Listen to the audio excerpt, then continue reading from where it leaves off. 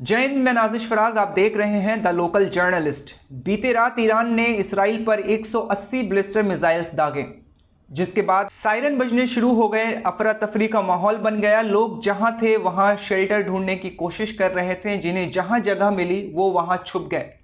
हालांकि ये हमला इसराइल के मिलिट्री बेस पे किया गया था, जिसमें नागरिकों को ज़्यादा नुकसान होने का खतरा नहीं था।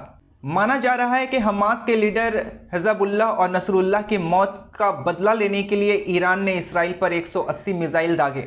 हालांकि अंतर्राष्ट्रीय न्यूज़ एजेंसीज की माने तो इस हमले में लगभग 4 F-16 जंगी जहाज़ और F-35 जंगी जहाज़, जिसके ज़रिए पैलेस्टाइन, हमास जैसे मुल्कों और शहरों में हमला कर इसराइल ने लगभग 40,000 से ज़्यादा मासूम बच्चे और महिलाओं की हत्या की थी।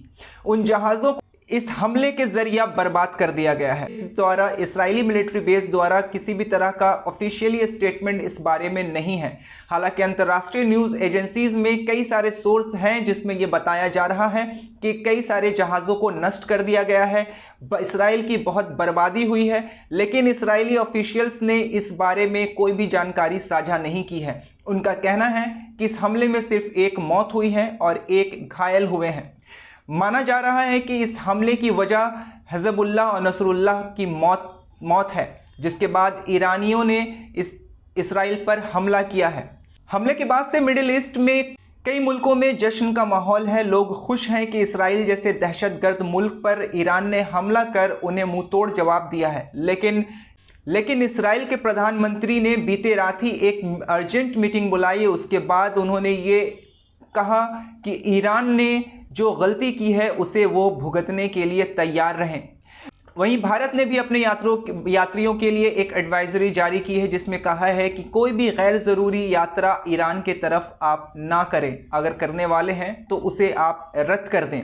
दूसरी तरफ दिल्ली में इसराइली एम्बेसी के बाहर भी एक सुरक्षा बढ़ा दी गई है। वहीं इसराइल की खुली धमकी के बाद ईरान के एयर स्पेस में अब कोई भी विमान नहीं उड़ रहा है। सारे विमानों को रद्द कर दिया गया है। वहां एक सन्नाटा पसरा हुआ है और कई सारे लोग अब इंतजार कर रहे हैं कि इसराइल अब ईरान पर कब हमला करेगा। बीते रात के हमले के बाद एक्स हैंडल पे, सोशल मीडिया पे अब एक वर्ग एक्टिव हो गया है। ऑफिशियली बेरोजगार वर्ग एक है जो अब वो एक्टिव हो गया है। ये वही वर्ग है जब मासूम बच्चे और महिलाओं की पैलेस्टाइन, हमास जैसे मुल्कों में हत्या की जा रही थी इसराइल द्वारा, तो वो उस वक्त खामोश हुए बैठे थे।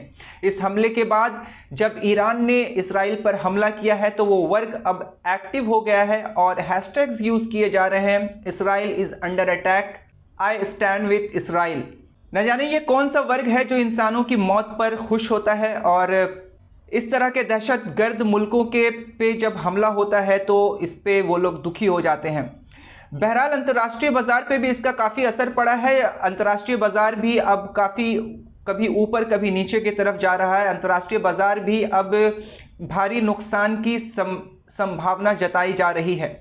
इसराइल और ईरान के बीच इस युद्ध में अब आगे क्या होना है, इसकी बाकी जानकारी लेकर आप तक फिर से पहुंचेंगे। लेकिन फिलहाल के लिए हमें दें इजाज़त। देश, दुनिया और राज्य की अन्य खबरों के लिए देखते रहें द लोकल जर्नलिस्ट। धन्यवाद। मैं नाजिश फराज।